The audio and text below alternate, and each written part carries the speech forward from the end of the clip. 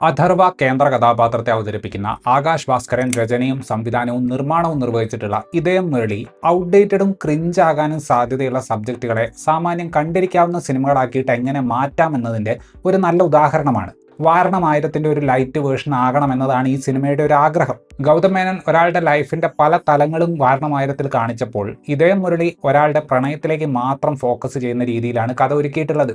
അതായത് പ്രണയം തുറന്നു പറയാൻ ബുദ്ധിമുട്ടുന്ന ഒരാളുടെ അവസ്ഥയുടെ പല പല ഘട്ടത്തിലുള്ള ട്രാൻസ്ഫോർമേഷൻ. ക്ലീഷകൾ ഉണ്ട് എന്ന ബോധ്യം ഉപയോഗിച്ചുകൊണ്ട് അവർ എഴുത്തിലും ട്രീറ്റ്മെന്റിലും ഹ്യൂമർ ഉപയോഗിച്ചുകൊണ്ട് കൊടുത്തിട്ടുള്ള മാറ്റങ്ങൾ കാരണം കുഴപ്പങ്ങളൊക്കെ ഉണ്ടെങ്കിലും ആകെ മൊത്തത്തിൽ കണ്ടിരിക്കാവുന്ന ഒരു പടം എന്ന ലെവലിൽ എത്താൻ പറ്റിയിട്ടുള്ള ഒരു സിനിമയാണ് ഇതയം മുരളി. നമ്മുടെ നായകനായിട്ടുള്ള ഇതയൻ ന്യൂയോർക്കിൽ നിന്ന് ഇന്ത്യയിലേക്ക് ഫ്ലൈറ്റിൽ വരികയാണ്. അടുത്ത 24 മണിക്കൂറിനുള്ളിൽ അയാളുടെ കല്യാണമാണ്. പുള്ളിയുടെ കൂടെ പുള്ളിയുടെ അടുത്ത സുഹൃത്തുക്കളും ഉണ്ട്. എല്ലാവരും ആ ലാസ്റ്റ് മിനിറ്റ് യാത്രയുടെ വെപ്രാളത്തിലാണ്.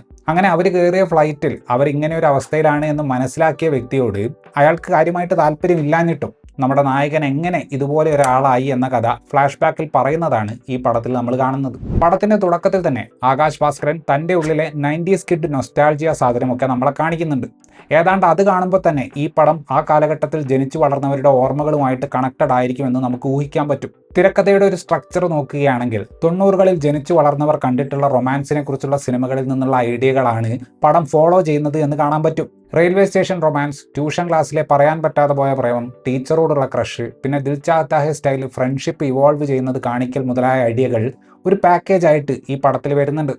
ഈ പറഞ്ഞ സാധനങ്ങളെല്ലാം അതുപോലെ എടുത്തു വെച്ചാൽ ഇന്ന് സിനിമ കാണുന്നവർ ക്രിഞ്ച് എന്ന് പറയുമെന്ന് അവർക്ക് നല്ല ബോധ്യമുണ്ട്. അതുകൊണ്ട് ആ ഒരു കാര്യത്തെ ഹ്യൂമർ ഉപയോഗിച്ച് അഡ്രസ്സ് ചെയ്തുകൊണ്ട് ഒരു പരിധിവരെ ആ പ്രശ്നങ്ങൾ കുറയ്ക്കാൻ ആകാശ് ഭാസ്കരനും അദ്ദേഹത്തിൻ്റെ റൈറ്റർമാർക്കും സാധിക്കുന്നുണ്ട്. പടത്തിൻ്റെ കോർ ഐഡിയ എന്ന് പറയുന്നത് പലർക്കും റിലേറ്റ് ചെയ്യാൻ പറ്റുന്ന ഒരു അവസ്ഥയാണ്. അതായത് ഒരാളോട് പ്രണയം തോന്നുന്ന സമയത്ത് നമ്മുടെ ഉള്ളിലുള്ള ഇൻസെക്യൂരിറ്റിയും സെൽഫ് ഡൗട്ടും കാരണം മനസ്സിലുള്ള കാര്യം പറയാൻ പറ്റാത്തൊരവസ്ഥ. ഈ ഒരു സംഗതിയാണ് ഈ സിനിമയെ മുന്നോട്ട് കൊണ്ടുപോകുന്നത്. ഇതിൽ കുട്ടിയായിരിക്കുമ്പോഴും ടീനേജർ ആയിരിക്കുമ്പോഴും ഉള്ള റൊമാൻസ് വളരെ ഈസി ആയിട്ടുള്ള രീതിയിലാണ് പോകുന്നതെങ്കിൽ നായക കഥാപാത്രത്തിന് പ്രായം കൂടുന്തോറും കാര്യങ്ങൾ കുറച്ച് കോംപ്ലക്സ് ആകുന്നുണ്ട്. തിരക്കഥയെ സംബന്ധിച്ചിടത്തോളം ചാലഞ്ച് എന്ന് പറയുന്നത് നായകന്റെ ഈ ഒരു കാര്യം തുറന്നു പറയാനുള്ള ബുദ്ധിമുട്ട് വിശ്വസനീയമായ രീതിയിൽ സ്ക്രീനിൽ കാണിക്കുക എന്നതാണ്. ഇന്റർവെൽ ബ്ലോക്കിലുള്ള ഹാർട്ട് ബ്രേക്ക് കാണുമ്പോൾ നമുക്ക് നായകനോടൊരു സഹതാപം തോന്നുമെങ്കിലും ക്ലൈമാക്സിനോട് അടുത്ത് വരുന്ന സ്ഥലത്ത് ഇതേ പരിപാടി വരുമ്പോൾ അയാളോട് അത്ര സഹതാപം തോന്നില്ല. പലരുടെയും ജീവിതം വെച്ച് കളിക്കുന്നത് പോലത്തെ ഒരു സിറ്റുവേഷനിലേക്കാണ് സിനിമ അവിടെ പോകുന്നത്. പക്ഷേ അവസാന ഭാഗത്തേക്ക് ഫഹദ് ഫാസിൽ ഒരു കാർ പാർക്കിങ്ങിൽ സിഗരറ്റ് വലിക്കുന്ന ഒരു സീക്വൻസ് ഉണ്ട്. അതിൽ വരുന്ന ചില ഡയലോഗുകൾ അതിന് തൊട്ടു മുന്നേ സംഭവിച്ച ക്ലീഷേ സീനിന് ഒരു മോഡേൺ ആയിട്ടുള്ള ട്വീക്ക് കൊടുക്കുന്നുണ്ട്. കമേഴ്ഷ്യൽ പടം എന്നുള്ള രീതിയിൽ ഒരുപാട് വിട്ടുവീഴ്ചകൾ വളരെ പ്രകടമായിട്ട് സിനിമയിൽ കാണാൻ സാധിക്കും. പക്ഷേ ഗാട്ടാ കുസ്തി എന്ന സിനിമ ഏത് രീതിയിലാണ് ഇപ്പോൾ തമിഴ്നാട്ടിൽ ഓടിക്കൊണ്ടിരിക്കുന്നത് എന്നത് കാണുമ്പോൾ ഇത്തരത്തിലുള്ള പരിപാടികൾ ചെയ്യുന്നതിൻ്റെ സാമ്പത്തിക വശം നമുക്ക് മനസ്സിലാക്കാൻ പറ്റും. 1-2 സ്ഥലത്ത് മഹേന്ദ്ര സിംഗ് ധോണിയുടെയും ചെന്നൈ സൂപ്പർ കിങ്സിൻ്റെയും റഫറൻസ് കയറി വരുന്നുണ്ട്. CSKയുടെ റഫറൻസുകൾ ഉപയോഗിച്ചുകൊണ്ട് ഒരു ബസ് ഫൈറ്റ് സീക്വൻസ് തന്നെ സിനിമയിലുണ്ട്. ഇന്നലെ ഇറങ്ങിയ ഐ നോബഡിയിലുള്ള ബസ് ഫൈറ്റിന് വളരെ സമാനമായിട്ടുള്ള പല സാധനങ്ങളും ഈ ഒരു സീക്വൻസിലും ഉണ്ടായിരുന്നു. ഈ സിനിമയുടെ ഇന്റർവെൽ ബ്ലോക്ക് അഥർവയുടെ അച്ഛനായിട്ടുള്ള മുരളിക്ക് ഒരു ട്രിബ്യൂട്ടാണ്. അദ്ദേഹത്തിൻ്റെ പേരും അദ്ദേഹത്തിൻ്റെ ഏറ്റവും മികച്ച സിനിമകളിൽ ഒന്നായിട്ടുള്ള ഇതയം എന്ന സിനിമയും ആ സിനിമയുടെ കോർ ഇമോഷനുമാണ് ഈ പടത്തിൻ്റെ ഒരു അടിസ്ഥാനം. ഈ സിനിമയിലുള്ള ഫ്രണ്ട്ഷിപ്പ് ട്രാക്കുകൾ കോമഡി പരിപാടികളിൽ വർക്കാകുന്നുണ്ടെങ്കിലും ആ കഥാപാത്രങ്ങളെ ഉപയോഗിച്ച് ഉണ്ടാക്കാൻ നോക്കുന്ന സെന്റിമെന്റൽ ട്രാക്കുകൾ അത്രയ്ക്ക് സുഖമുണ്ടായിരുന്നില്ല. തമ്മൻ ഒരുക്കിയിട്ടുള്ള പാട്ടുകൾ സിനിമ കൊണ്ടുവരാൻ ഉദ്ദേശിക്കുന്ന എനർജിയുമായിട്ട് ചേർന്ന് പോകുന്നുണ്ട്. കഥയെ ന്യൂയോർക്കിലേക്ക് എത്തിക്കാൻ വേണ്ടിയിട്ട് ഒരു ഘട്ടത്തിൽ നായകനും മാമനും ഒരു ചാനലൊക്കെ നടത്തുന്ന രീതിയിലേക്ക് കഥ പോകുന്നുണ്ട്. അത് വിശ്വസിക്കാൻ ലേശം ബുദ്ധിമുട്ടുള്ള ഡൈവേർഷൻ ആയിരുന്നു. ഭാഗ്യവശാൽ കഥ ആ ഭാഗത്തേക്ക് കാര്യമായിട്ട് പോയില്ല. തൻ്റെ ഇൻറ്റൻസ് ആയിട്ടുള്ള ശബ്ദം ഫലപ്രദമായിട്ട് ഉപയോഗിച്ചുകൊണ്ട് ഇതയൻ എന്ന കഥാപാത്രത്തെ നല്ല രീതിയിൽ അവതരിപ്പിക്കാൻ അഥർവയ്ക്ക് സാധിക്കുന്നുണ്ട്.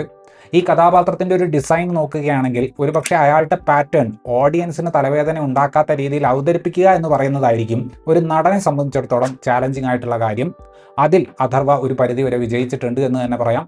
സാം എന്ന കഥാപാത്രമായിട്ട് വരുന്ന പ്രീതി മുകുന്ദന് അഭിനയിക്കാനും ഡാൻസ് കളിക്കാനും ഉള്ള സ്പേസ് കൊടുക്കുന്ന ഒരു കഥാപാത്രത്തെയാണ് കിട്ടിയിട്ടുള്ളത്.